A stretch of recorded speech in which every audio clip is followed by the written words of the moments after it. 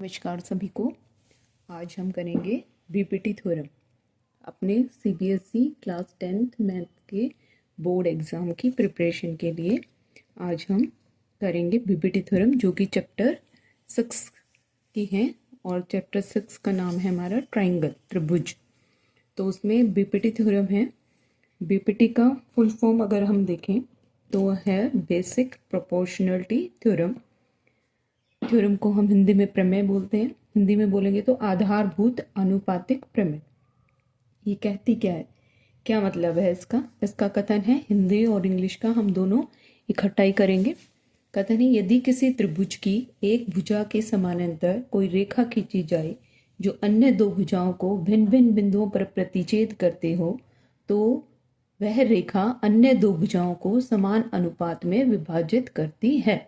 If a line is drawn parallel to one side of a triangle to intersect the other two sides in distinct point, the other two sides are divided in the same ratio। पहले तो हम इसका मतलब समझते हैं कि है क्या, कह क्या रहा है। ये कह रहा है किसी त्रिभुज में, किसी ट्राइंगल में, मान लो ये एक ट्राइंगल है ABC, ठीक है। इसकी एक भुजा के समानांतर, अब त्रिभुज की कितनी भुजाएं हैं?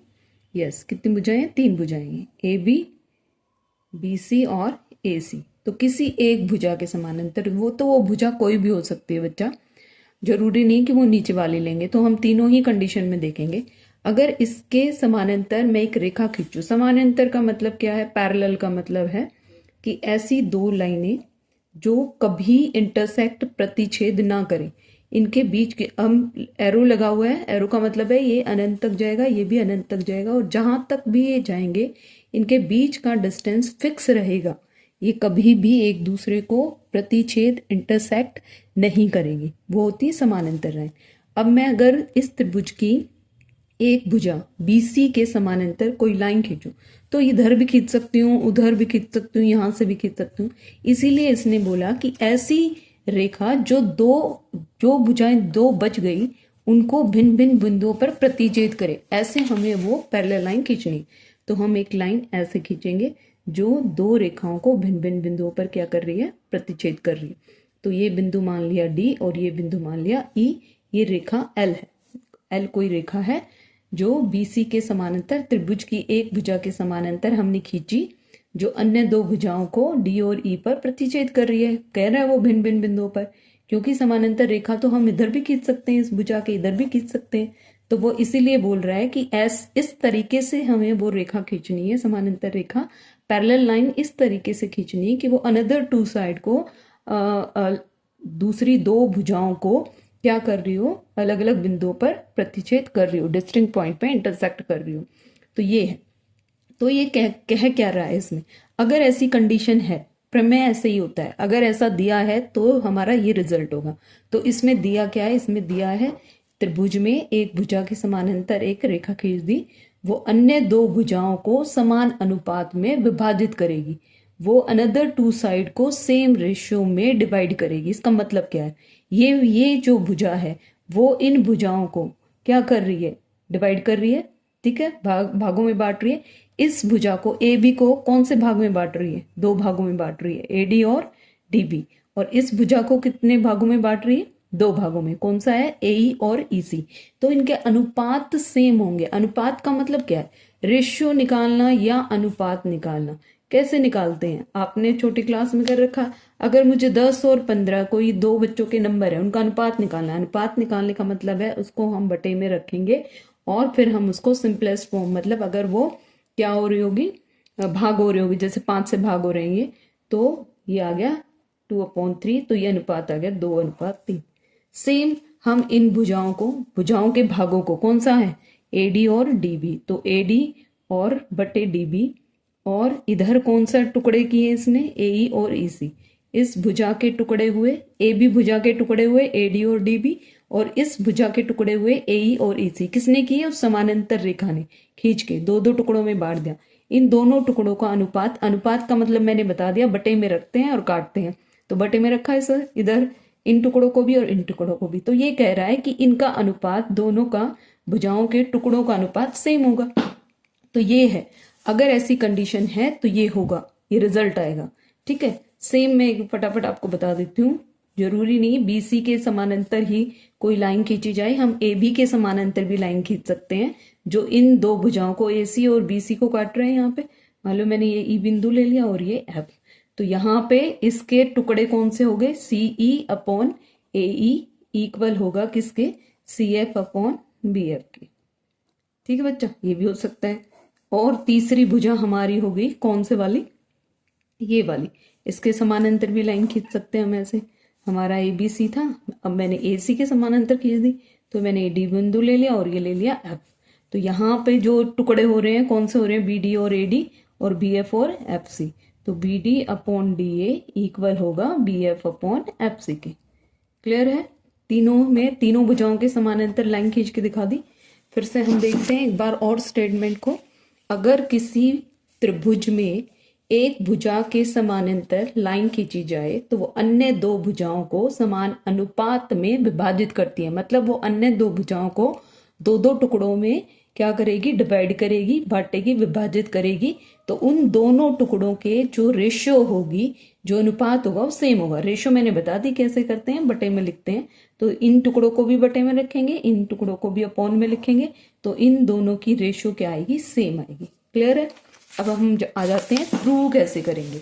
जब प्री बोर्ड में क्वेश्चन आया हुआ था तो कुछ बच्चों को पता था कि बीपीटी कैसे प्रूव करनी है, बट वो करके नहीं आए। क्यों? क्योंकि उसमें लिखा था सिद्ध कीजिए की, ध्यान देना, सिद्ध कीजिए की, और फिर ये कथन लिखा हुआ था। ठीक है, तो उन्हें पता ही नहीं चला क्योंकि बीपीटी शब्द था ही नहीं। क्योंकि बच्चे याद करते हैं BPT BPT BPT theorem, teacher भी बताते हैं ये बीपीटी है, ये बीपीटी है, ये बीपीटी है ना। तो वहां बीपीटी शब्द उन्हें दिखा नहीं, उन्होंने किया नहीं। तो बेटा बीपीटी तो इसका नाम है, कथन ये है, ये आपको अच्छे से देख लेना, याद कर लेना। वहां या तो आएगा बीपीटी का कथन लिखते हुए सिद्ध कीजिए, ठीक है, नहीं आ रहा ऐसे तो आएगा सिद्ध कीजिए की, फिर ये कथन लिखा जाएगा prove that if a line is drawn parallel to one side of a triangle to intersect the other two side in distinct point the other two sides are divided in the same ratio. Prove that करके आएगा। वहां अगर आपको BPT शब्द नहीं लिखा हुआ तो भी आपको समझ जाना है कि ये बीपीटी है, बीपीटी का कथन नहीं है, स्टेटमेंट है, और हमें इसको प्रूव करके दिखाना है।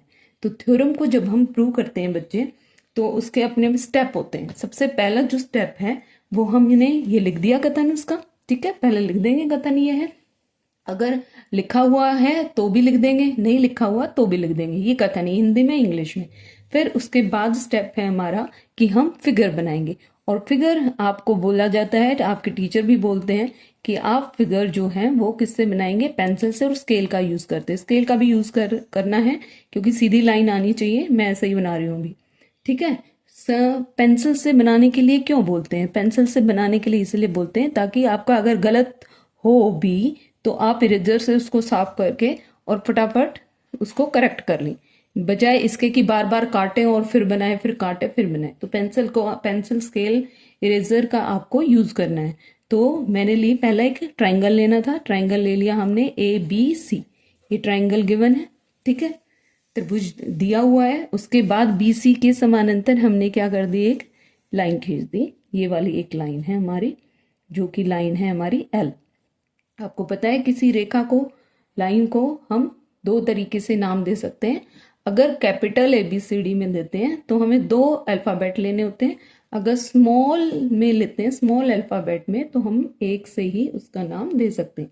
अब ये जो L है वो क्या कर रही है, AB को कहाँ इंटरसेक्ट कर रही है, D पे, और यहाँ है E पे, ये गिवन है, ये स्टेटमेंट कह रहा है हमारा, ठीक है।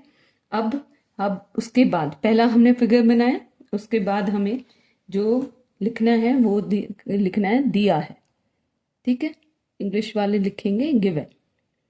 और फिर क्या क्या दिया है, इन ट्राइंगल ABC, ठीक है, त्रिभुज ABC में, हिंदी वाले लिखेंगे क्या क्या दिया है। DE जो है वो पैरेलल है किसके, BC के, कि हमने एक समानांतर का निशान है बच्चा, ये ध्यान रखना है, ये समानांतर का निशान है कि DE जो है वो समानांतर है किसके, BC के, ये गिवन है हमारा, ठीक है।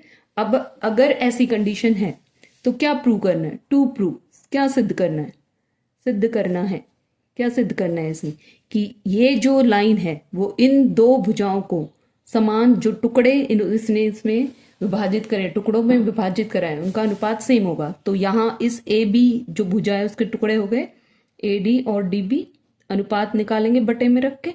अब इस ए सी भुजा के टुकड़े हो गए ए ई और ई सी, अनुपात निकालने के लिए किस पे रखेंगे, बटे में रखेंगे। ठीक है बच्चे, और ये दोनों अनुपात क्या होंगे, सेम होंगे। यही है बीपीटी, बेसिक प्रोपोर्शनलिटी थ्योरम, आधारभूत आनुपातिक प्रमेय, और एक और नाम से इसे बोला जाता है थेल्स प्रमेय, क्योंकि थेल्स जो हमारे गणितज्ञ थे उन्होंने ही इसे बनाया था, तो उनके नाम से भी इस थ्योरम को बोला जाता है। अगर क्वेश्चन आता है पेपर में थेल्स प्रमेय तो कंफ्यूज नहीं होना है। ठीक है बच्चा, 2 प्रूव हो गया, इतना हो गया। उसके बाद जब भी हम थ्योरम को प्रूव करते हैं तो हम डायरेक्ट उसको कैसे प्रूव करेंगे, हम अपनी तरफ से कुछ कंस्ट्रक्शन उसमें करते हैं। तो हिंदी वाले लिखेंगे रचना और इंग्लिश वाले लिखेंगे कंस्ट्रक्शन। तो ये आपका कंस्ट्रक्शन यहाँ पे थोड़ा हमें करना पड़ेगा। क्या है कंस्ट्रक्शन, उस कंस्ट्रक्शन में हमें डी से एक परपेंडिकुलर ड्रॉ करना पड़ेगा। ठीक है, डी एफ मैंने ले लिया, और ई से भी एक परपेंडिकुलर ड्रॉ करना पड़ेगा, वो मैंने ले लिया जी। अब कोई भी इसका जो पॉइंट जो मैंने ए बी सी लिया और ये सब लिए तो वो आप अपनी तरफ से ले सकते हैं। ठीक है, और उसके बाद मुझे बी को ई से मिलाना है और डी को सी से मिलाना। देखो कंस्ट्रक्शन में क्या किया, मैंने 2 परपेंडिकुलर ड्रॉ करे हैं और मैंने बी को ई से मिलाया है और डी को सी से मिलाया है। ठीक है, अब हम लिखते हैं रचना में, कंस्ट्रक्शन में क्या, draw D F perpendicular A C और E G perpendicular A B. D F perpendicular A C, ये परपेंडिकुलर का साइन है बेटा, लंब का, लंब बोलते हैं ना, 90 डिग्री का एंगल बनाते हुए लाइन जो खींची जाती है।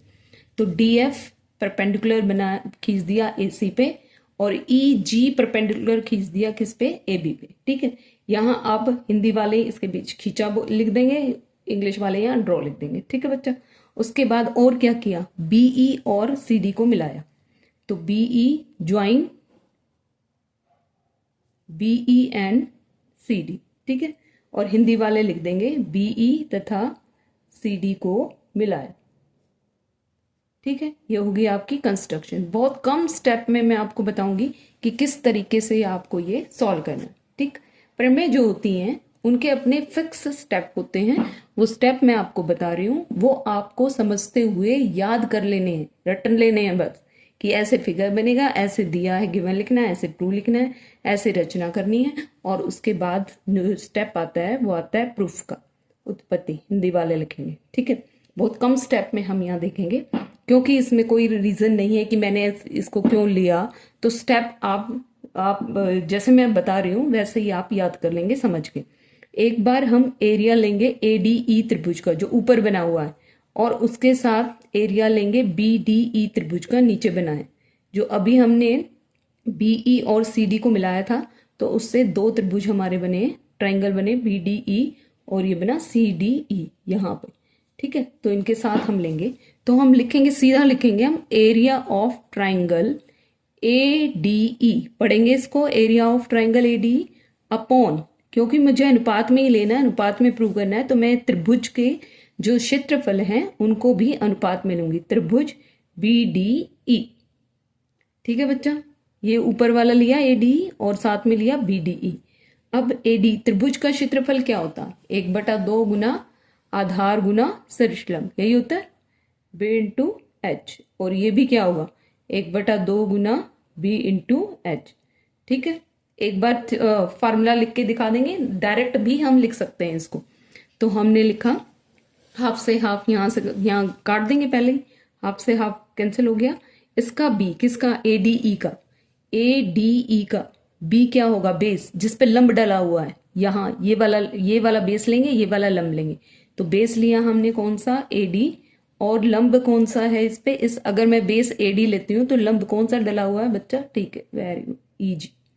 ठीक है, और नीचे अगर मैं बी डी ई में बी डी लेती हूँ, इसका आधार, हमने 7th क्लास में पहले किया हुआ है कि अगर मेरा त्रिभुज इस तरीके से बना हुआ है बच्चे, ठीक है, और मैंने ये आधार ले लिया, तो इसका लंब कहाँ आएगा? हाफ बेस इंटू हाइट होता है ना फार्मूला, ये बेस और बेस पे डाली गई हाइट। मैंने अगर ये बेस ले लिया तो इसकी हाइट, क्योंकि हाइट तो सीधी आती है 90 डिग्री, टेढ़ी तो आएगी नहीं, तो ये हाइट इसके बाहर भी जा सकती, कहीं भी पड़ी है इस पॉइंट से, तो वो हमारी हाइट मानी जाएगी। तो ऐसे ही बी डी ई में अगर मैंने बेस बी डी लिया है तो इसकी हाइट कहाँ से? ई से डलेगी, तो ई से जो हाइट डली है वो बाहर डली है, जो कि क्या है? ईजी है, तो हम इसकी हाइट क्या लेंगे? ईजी लेंगे। अब यहाँ पे ईजी ईजी कैंसिल हो गया, ठीक है बच्चा, और आ गया मेरे पास क्या? A D upon B D. इस इक्वेशन को हम मान लेंगे फर्स्ट इक्वेशन हमारी आ चुकी है।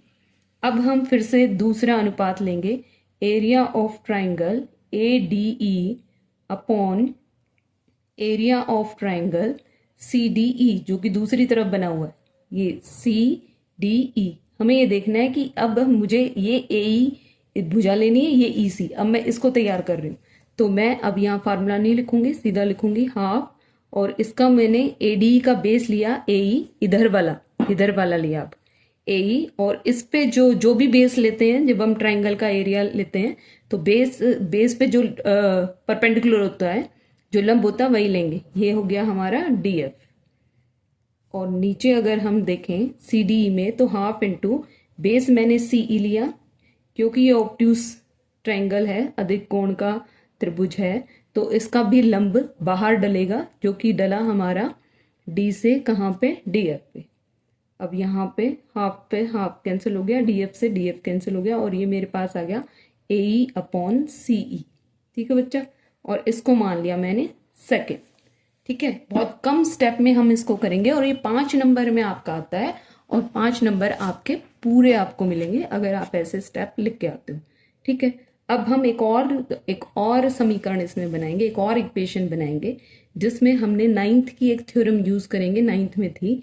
अगर कोई दो त्रिभुज हैं, दो समानांतर रेखाओं के बीच में दो त्रिभुज ऐसे हैं जिनका बेस जो है वो सेम है, मान लो ये बेस है, और ये जो दूसरा बेस के सामने वाला जो शीर्ष है, जो वर्टेक्स है, वो दूसरी समानांतर रेखा, दूसरी पैरेलल रेखा पे है, ऐसे। तो ये त्रिभुज बना और ये त्रिभुज बना, जिसका बेस सेम है ये, और ये दो समानांतर रेखाओं के बीच में है, ये दोनों समानांतर है, तो इनका एरिया सेम होगा। ये थ्योरम हमने 9th में की है। ठीक है बच्चा, तो अगर हम इस फिगर में देखें तो मेरा जो त्रिभुज है बी डी ई और त्रिभुज सी डी ई, वो एक ही आधार पे हैं, डी पे, दोनों का आधार डी ई है, दोनों में डी ई आ रहा है, और समांतर रेखाएं आपको पता ही है, डी और बी सी समानांतर रेखाएं इनके बीच में स्थित है। तो इन दोनों त्रिभुजों के जो क्षेत्रफल हैं वो क्या हो जाएंगे? एरिया क्या होंगे? बराबर होंगे। लिखना क्या है वो देख लो, हिंदी वाले लिखेंगे त्रिभुज बी डी ई तथा त्रिभुज सी डी ई एक ही आधार, दोनों का एक ही आधार है, जो कि मैंने ले लिया डी ई, तथा समान समानांतर रेखाओं तथा समान समानांतर रेखाओं कौन सी हैं?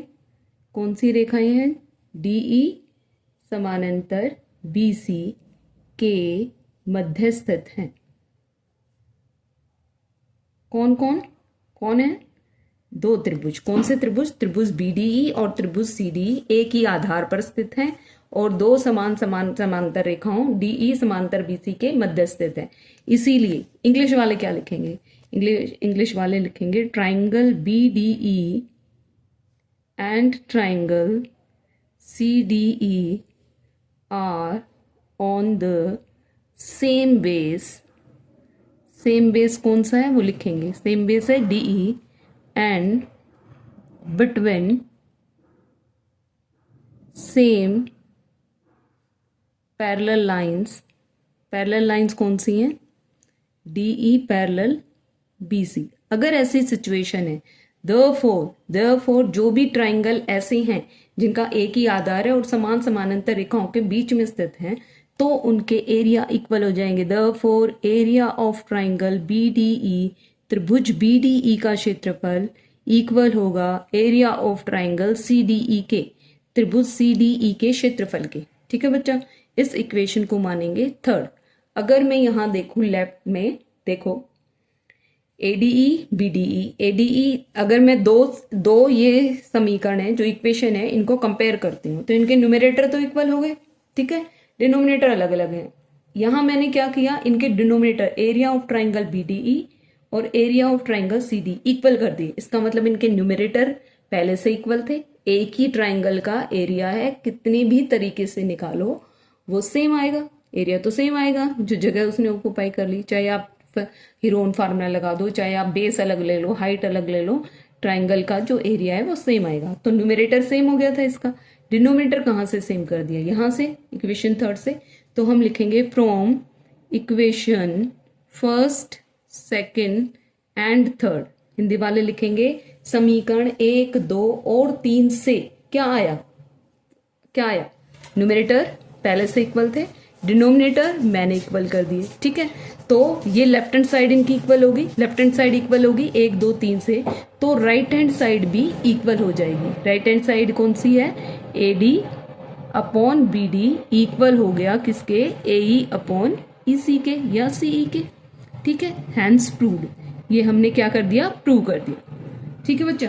ये बहुत कम स्टेप में ये आपकी सॉल्व हो रही है। और फिर इन्हीं स्टेप को आप अच्छे से 2-3 बार इस वीडियो को देखेंगे, 2-3 बार समझेंगे इसको, ठीक है बच्चे। और इसको 3 या 4 बार लिख के देखेंगे। ये 100% 99% है कि ये थ्योरम एज इट इज आएगी और 5 नंबर में आएगी, आपके 5 नंबर पूरे पक्के हो जाएंगे, ठीक है बच्चा। पूरे समझते हुए इसको याद कर लेना। Okay, thank you.